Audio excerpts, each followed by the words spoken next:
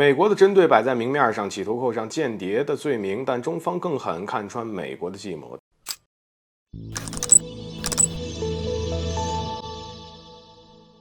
大家好，欢迎来到赵特长观察室。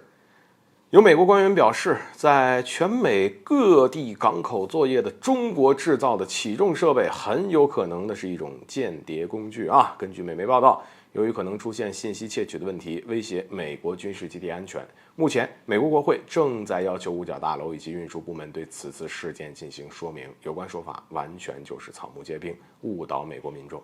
对此，中国外交部发言人第一时间做出回应。显然，中方很清楚，美国这是又一次想给中国制造扣上间谍的罪名。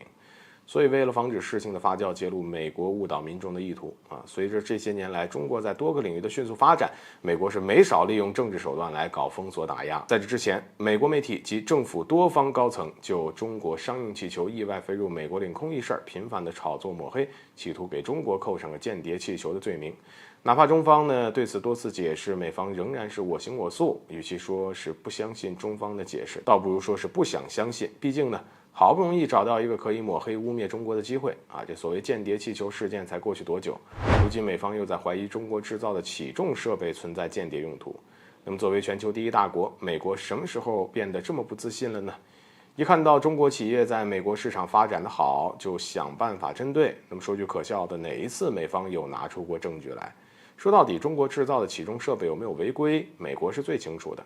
他们不过就是想要利用这种方式将中企排挤出美国市场。霸权惯了的美国是绝对不允许自己的影响力和地位削弱所以才会不惜一切制造事端。过去以所谓的国家安全指责中企，美国推出了一系列的禁令，并要求政府官员卸载相关的软件，中方都给予了最大的容忍，而仅仅是发出了警告，希望美国方面能够停止这种无端的抹黑和炒作。可事实证明，对于美国这样不吃软的国家来说，警告根本就没有用。或许只有中方真的采取行动上的反击美国才会意识到今天的中国不是100年前的中国，而今天的中国是不好欺负的。为了打压中国的发展，美国是越来越没有底线了，如今更是把对我国的针对摆在了明面上。那么既然如此，中国也是时候放弃幻想。当然，或许中美只有合作才能共赢，但美国要是不想与中国友好相处，那么该国想繁荣发展也是没那么顺利。此次美国给中国扣上了间谍的罪名，中方直接回应是在揭穿美国企图误导美国民众的计谋，同时一定程度上也是在释放耐心有限的信号。相比美国这次的狠招，我国的回应实际上是更狠。从侧面反映出呢，美方的小题大做让我国深知该国自身的虚弱。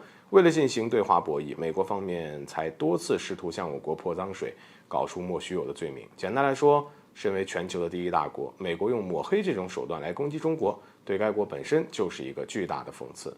什么时候美国只有靠上不了台面的手段才能赢过中国呢？就算赢了，那也是不光彩的。好了，本期节目就到这里，欢迎点赞转发，留下你的精彩评论。